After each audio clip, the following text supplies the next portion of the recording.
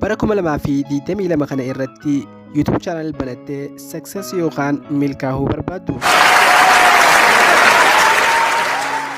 Deebiin namoota baay'ee eeyyeen yoo ta'u, anis karoora kee milkeessuuf bara 2022 kana irratti YouTube channelii karaa sirrii ta'een akkaataa itti banattu viidiyoo kana wal duraa duubaan isiniif qabadhee dhufeera. Viidiyoo kana keessatti wal duraa duubaan akkaataa YouTube channelii karaa sirriin banannee yeroo gabaabaatti ittiin milkaa'uu dandeenyuu fi akkasumas monetize godhuuf nuuf laaffatu viidiyoo kana keessatti wal duraa duubaan isiniif qabadhee dhufeera. Viidiyoo kana hanga dhumaa daawwachuun yoo isin ta'e like godhuu hin dagatinaa. Channel kiyyaaf warreen haaraa taatan immoo subscribe godhuun akkasumas iddoo bell notification kana yoo banattan viidiyoon haaraan kan kana namoota dura akka isin qaqqabuuf isin gargaara. Hara fiidichaa kallattumaan haa dabarru.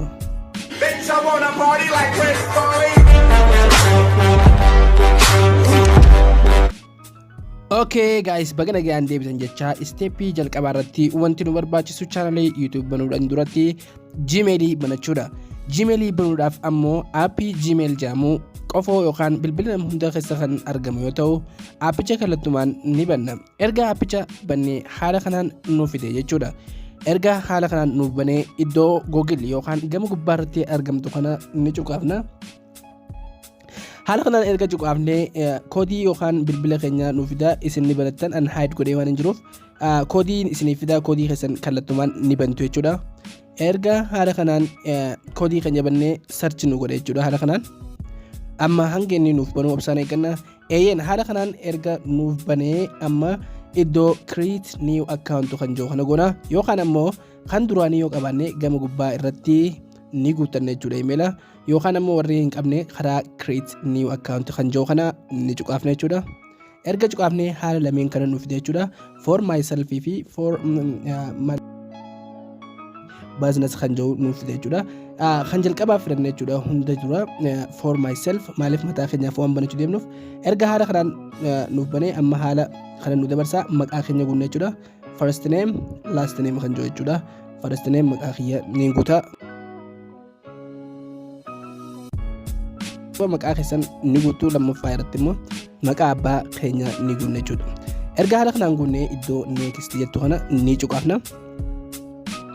Erga haala kanaan guunnee next yeroo cuqaafnu gama kanatti nu dabarsa. Amma iddoo guyyaa dhalootaa keenyatti nu dabarsa jechuudha. Guyyaa baatii baraa fi akkasumas haala keenya akka guunnu jechuudha.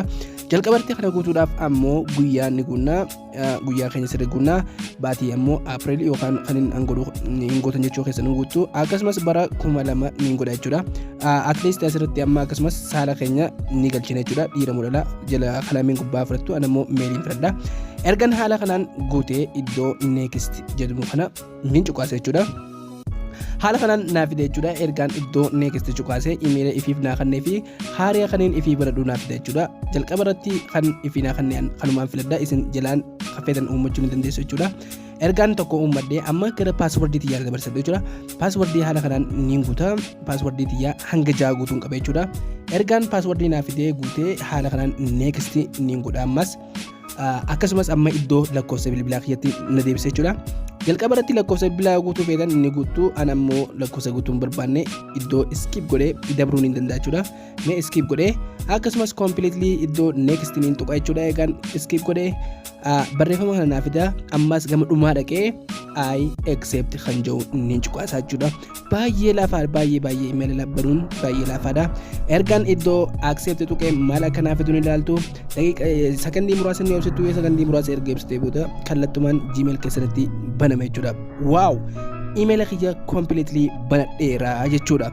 Amma kallattumaan karaa YouTube channel akka itti banan isin agarsiisaa jechuudha. Okay guys, YouTube banuun amma baay'ee salphaadha jechuudha. Erga email bananne amma YouTube keenya banachuudhaaf yookaan channel YouTube banachuudhaaf kallattumaan aappii YouTube keenya ni seenna jechuudha. Kunoo akkuma agartan kanatti aappii YouTube yookaan ni dabarsatu yoo qabaachuu baattan jechuudha. Kallattumaan aappii kana karaa salphaadhaan ni seentu jechuudha. Channel YouTube banachuudhaaf steepii baay'ee salphaa fudhate jechuudha. erga YouTube seenne haala kanaan naaf bana jechuudha. Erga haala kanaan naaf bane amma iddoo loogoo gama gubbaa irratti argamtu gama mirgaa irratti akkumaan kallattiin isin agarsiisachuudhaan ni cuqaastu jechuudha. Emailli keessan automatically isiniif seena by the way yoo hin seenne immoo gama gubbaa kana tuuxanii emaila keessan filachuu dandeessu. Amma erga emaila kiyya filadhe amma emaila kiyya automatically na seene iddoo amma kallattumaan iddoo your channel jettu kana niin filadha jechuudha. Simply kana godhuudhaaf iddoo your channel erga filanne maal akka nuuf fidu ni ilaalla jechuudha. Erga your channel nuuf fidee kallattumaan gara kana nuuf fida. Erga haala kanaan nuuf fidee amma maal akka goonu sirriitti ilaaluu qabdu jechuudha. Iddoo qalamaa fakkaatu tana niin cuqaasa jechuudha. Amma iddoo qalamaa gama gubbaa irratti argamtu kana jechuudha. Channel uumuudhaaf kunoo iddoo kana ni cuqaafna jechuudha. Erga iddoo kana cuqaafne maqaan kiyya automatically maqaan email kiyyaan banadhee asirraa dhufa jechuudha.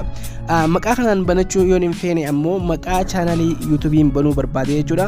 Kallattumaan niin guute jechuudha.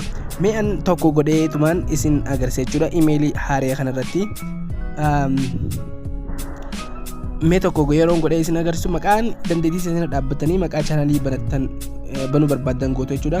Ergaan kana guute amma iddoo save gama gubbaa irratti argamtu kana niin cuqaasa jechuudha. Ergaan maqaa sirreeffadhe ergaan maqaa kiyyaan sirreeffadhe amma iddoo save yeroon tuqu eessatti gama kanatti na dabarsa jechuudha. Amma haala kanaan erga naaf banee maal akkaan godhu sirriitti ilaaltu jechuudha. Amma iddoo create channel jettu kana kan xiyyaan isin agarsiisu kana niin cuqaasa.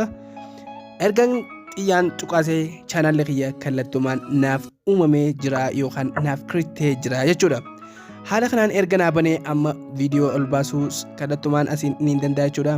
Akkasumas iddoo haala kanaan agartan kanaan channel maqaa kiyyaan naaf banamee jira jechuudha. Simple jechuudha. Akkasumas waa hunda keessaa manage godhuun hin danda'a jechuudha. Okay guys, haaluma agartan kanaan YouTube banachuun karaa salphaatos akkasuma wantoonni godhuu qabnu hedduudha jechuudha. Fakkeenyaaf waa dilaatu hafaa jechuudha. Channel tokko banachuun salphaatos garuu akkaataa manage keessa isaa itti sirreessanii fi akkasumas linkii YouTube argachuu akkasumas baanarii loogoo fi kanneen kana fakkaatanii fi akkamitti rank akka goonu descriptionii taayitilii akkamitti akka fayyadamnuu fi kanneen kana fakkaatan nuuf jechuudha. Fakkeenyaaf waa'ee loogoo fi baanarii yeroo dubbannu akkasumas descriptionii yeroo dubbannu fakkeenyaaf manage iddoo jettu kana niin tuqaasa. Fakkeenyaaf kunoo qalamoota amma agartan kanarratti title akkasumas amma fakkeenyaaf kun add description kan jiru kana qalama kanatti yoo fayyadamnu descriptionii waa'ee YouTube keetii ibsu jechuudha. Maalummaa san ni barreessitu jechuudha.